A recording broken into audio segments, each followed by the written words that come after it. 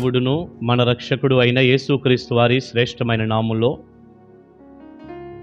ఉదయకాలం అన్నా అనే చక్కని కార్యక్రమాన్ని చూస్తున్న మీ అందరికీ నిండు హృదయంతో వందనాలండి.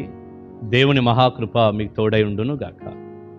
రండి, మనం దేవుని వాక్యంలోనికి వెళ్ళి దేవుని మాటలు ధ్యానం చేసుకుందాం. ఈ మధ్య కాలంలో పాల్ యాంగ్చో గారి ప్రార్థనా నమూనాలు అనే పుస్తకాన్ని నేను చదువుతున్నప్పుడు అందులో ఆ దైవజనుడు ఒక చక్కని మాట రాశాడు. ఏ మాట అంటే, మీరు ఆయన హృదయాన్ని తృప్తిపరచనప్పుడు ఆయన మిమ్మల్ని ఎలాగా తృప్తిపరుస్తాడు అన్నాడు. మరలా చెప్పనా? మీరు దేవుని హృదయాన్ని తృప్తిపరచనప్పుడు ఆయన మిమ్మల్ని ఎలా తృప్తిపరుస్తాడు అన్నాడు. నిజమే, ఈ రోజున చాలామంది ప్రజలు ఏమనుకుంటున్నారంటే, మేము దీవించబడాలి, మేము ఆశీర్వాదంగా ఉండాలి, మా కుటుంబం శాంతి సమాధానాలతో వర్ధిల్లాలి, మేము తృప్తిగా ఉండాలి అనేది ప్రజల యొక్క ఆలోచన. అన్ని విధాలుగా, అటు ఆత్మ సంబంధంగా కానీ భౌతికంగా కానీ దైవ దీవెన పొంది మేము తృప్తిగా ఉండాలి అనేది ప్రజల యొక్క ఆశ, ఆలోచన. మంచిదే, ఏం తప్పు కాదు. మరి ఈ దైవజనుడు చెప్పినట్లు, మీరు దేవుణ్ణి తృప్తిపరచకపోతే ఆయన మనల్ని ఎలా తృప్తిపరుస్తాడు? మీరు నన్ను అడుగుతారు, అన్నయ్య, దేవుణ్ణి తృప్తిపరిస్తే దేవుడు మనల్ని తృప్తిపరుస్తాడు, ఆశీర్వదిస్తాడు అంటున్నారు. దేవుణ్ణి తృప్తిపరచటం అంటే ఏమిటి? ఎలా తృప్తిపరచాలి దేవుణ్ణి అంటారా? దేవునితో ఎప్పుడైతే నువ్వు సహవాసం చేయటానికి ఇష్టపడతావో, ఎంత ఎక్కువగా దేవునితో స్నేహం చేస్తావో, సహవాసం చేస్తావో, అంటే ప్రార్థనా జీవితం గురించి మాట్లాడుతున్నా. ఆ దైవజనుడు అదే చెప్పాడు. ప్రార్థనా జీవితం, ప్రార్థనే దేవునితో సహవాసం చేయటం అంటే, ప్రార్థనే దేవునికి నీకు ఆ చక్కని సహవాసాన్ని ఏర్పాటు చేసేది ప్రార్థనే. కనుక నువ్వు ప్రార్థన చేస్తూ, దేవునితో సహవాసం చేస్తూ, ప్రభు పాదాల దగ్గర కూర్చొని గంటల తరబడి దేవుని సన్నిధిలో నువ్వు మొరపెడుతూ ఉంటే దేవుని యొక్క మనసు చాలా తృప్తి పడుతుంది. ఆయన తృప్తిగా ఉంటాడు. ఎందుకంటే అసలు ఆయనతో సహవాసం చేయటం కొరకే మనల్ని చేసుకున్నాడు ఆయన. మనల్ని ఎందుకు చేశాడు ఆయన? ఊరికి అటు ఇటు తిరిగేసి టైం అంతా పోగొట్టుకొని, పని చేసుకొని, డబ్బులు తెచ్చుకొని, ఇక ఏదో శుభ్రంగా తిని బ్రతికేసి ఒక సమయం వచ్చాక చచ్చిపోటాక అంతేనా? దానికోసమే దేవుడు మనల్ని చేశాడంటారా?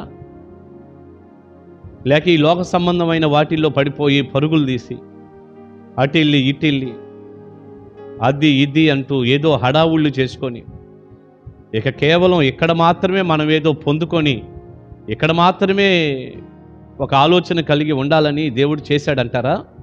కాదుగా.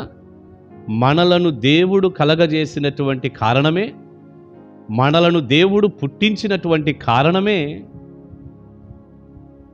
ఆయనతో సహవాసం చేయాలని, ఆయన సన్నిధిలో ఉండాలని, ఆయన్ను ఆరాధన చేయాలని, ఎక్కువగా ప్రార్థన చేస్తూ ఆయనతో మనం మాట్లాడాలని, ఆ సహవాసం కొరకు, ఆ స్నేహం కొరకు దేవుడు మనల్ని చేసుకున్నాడు. కానీ మనం ఏం చేస్తున్నాం? నీకు నాకు ఏ సంబంధం లేదయ్యా అన్నట్టుగా, మనకు నచ్చినట్టుగా మనం వెళ్ళిపోతున్నాం, తిరుగుతున్నాం. ఇంకా వీలైతే మీరు ఫోన్తో బాగా సహవాసం చేస్తారు, సెల్ ఫోన్తో. ఇప్పుడు మొబైల్ ఉంది కదండి, సెల్ ఫోన్ ప్రపంచం అయిపోయింది కదా ఈ రోజున. అదే కదా మీకు సమస్తం. దాంతోనే సహవాసం చేస్తున్నారు. వాట్సాప్లో ఏం పెట్టారు, ఫేస్బుక్లో ఏమొచ్చింది, ట్విట్టర్ చూద్దాం, యూట్యూబ్, గూగుల్, ఇక వీటిల్లో పడి అసలు ఆ సెల్ ఫోన్ లేకపోతే మాకు నిద్ర కూడా పట్టదండి అన్నట్టుగా అందులో పడి కొట్టుకులాడుతా, ఇక అదే ప్రపంచంలాగా, అదే లోకంలాగా. కొంతమంది అయితేనండి అన్నం నీళ్లు కూడా మానేసి అదే లోకంలో ఉంటున్నారు. తల్లిదండ్రులు చెబుతుంటారు, కనీసం అన్నం కూడా తింటలేదయ్యా, మా అబ్బాయి. కనీసం అసలు గదిలో నుంచి బయటికి కూడా వచ్చి సూర్యుని కూడా చూడలేదంట ఒక్కొక్కడైతే. చాలా ఆశ్చర్యంగా ఉంది.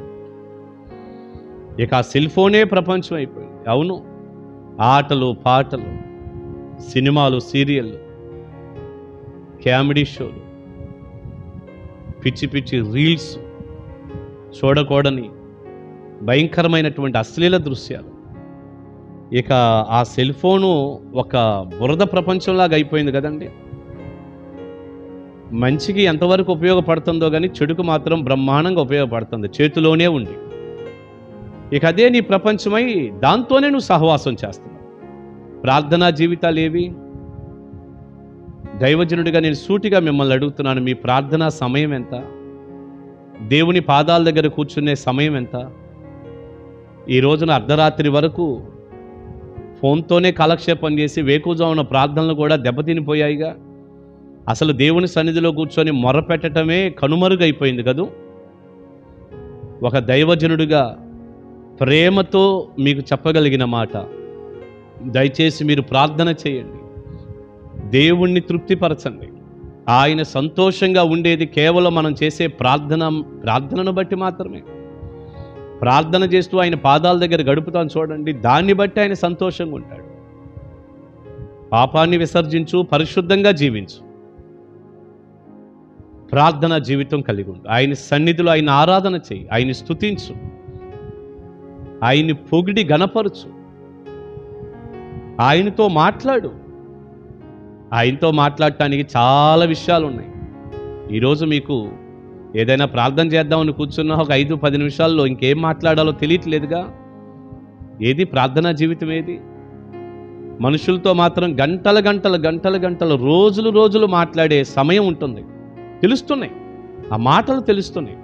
ఎన్ని మాటలు ఉంటున్నాయో. ఎదటి వారికి ఇసుకొచ్చేసి అసలు వదిలిపెడితే బాగుండి వీళ్ళు అనుకునేటట్టుగా మాట్లాడతాం. ఈ సెల్ ఫోన్లో ఫోన్ చేసి మాట్లాడేటప్పుడైతే ఇక ఒక చెవులో నుంచి రక్తమనో, ఒక చెవులో నుంచి మరి ఏమి సీము గారిపోద్దేమో. ఇక అలా చెవులు భయంకరంగా పాడైపోయేటట్టుగా అంత మాట్లాడేస్తాం. బాబోయ్, అసలు వదిలిపెడితే బాగుండు, ఈయన వదిలిపెడితే బాగుండు ఏమో అని అనుకుంటారు వాళ్ళు. అంత మాటలు, అన్ని మాటలు. దేవుడితో మాట్లాడటానికి మాత్రం మాటలు లేవు. ఒక 5 నిమిషాల్లో ఏదేదో చెప్పేసి 10 నిమిషాల్లో ఇంకేం చెప్పాలి ఏమిటి అని లేదు. ప్రార్థన ఆత్మ లేదు, ప్రార్థన జీవితాలు లేవు. ఆయనతో ఆ సహవాసం ఉంటే ఎన్నైనా మాట్లాడు. ఎన్నో ఉన్నాయి దేవునికి చెప్పుకోవాల్సినవి, ఎన్నో ఉన్నాయి ప్రార్థన అంశాలు. ఒక్కసారి కళ్ళు తెరిచి చూడండి, ప్రపంచం ఏమైపోతుందో చూడండి, సంఘాల పరిస్థితి చూడండి, నీ కుటుంబాల పరిస్థితి చూడండి, నీ ఆత్మ ఎక్కడ బలహీనపరచబడిందో చూడండి, భక్తి జీవితం ఎలా ఉందో చూడండి. ఎన్ని విషయాలు ప్రభువా మమ్మల్ని బాగు చేయమని, ప్రజలను రక్షించమని ఎంత విజ్ఞాపన చేయొచ్చో, ఎన్ని విషయాలు దేవునికి చెప్పొచ్చో. ఆయన పాదాల దగ్గర కూర్చొని మరి ఆయన ఆరాధించడానికి ఆదికాండం నుండి ప్రకటన దాకా ఎన్ని సంగతులు ఉన్నాయి. ఆయన ఏమై ఉన్నాడో వాటన్నిటిని బట్టి నువ్వు దేవుణ్ణి పొగుడుతూ, దేవుణ్ణి స్తుతిస్తూ, ఆయన ఆరాధించుకుంటూ ఎన్ని గంటలు గడపొచ్చండి, ఎన్ని గంటలు గడపొచ్చు. ఇవేమీ చేయకుండా మరలా ఏదైనా అవసరం వచ్చినప్పుడు వచ్చి నాయనా నాకు అది చెయ్యి ఇది చెయ్యి అంటే, నీవు ఆయనతో సహవాసం చేస్తూ ఆయన హృదయాన్ని తృప్తిపరచనప్పుడు ఆయన నిన్నెందుకు తృప్తిపరుస్తాడు? నీకు ఎలాంటి ఆశీర్వాదం ఎలా వస్తుంది? ఆశీర్వాదాలు ఎలా కలుగుతాయి? తృప్తిగా నీ కుటుంబం ఉండేటట్లుగా ఎలా దేవుడు నిన్ను దీవిస్తాడు? ఒకసారి ఆలోచించండి. కష్టం రాంగలోనే ప్రభువా అని పాదాలు పట్టుకోవటం, ఆయన సహాయాన్ని అడగటం, ఆ కష్టం తీరంగలోనే లోకంలో తిరగటం, ఇదంతా కూడా ఒక వేషధారణ భక్తి అండి, వేషధారణ ఇది. దాని ద్వారా దేవుడేమి సంతోషంగా ఉండడు, తృప్తిగా ఉండడు. ప్రియబిడ్డ, గుర్తుపెట్టుకో, ప్రార్థనా జీవితాన్ని పెంచుకో, ప్రభు పాదాలు గట్టిగా పట్టుకో.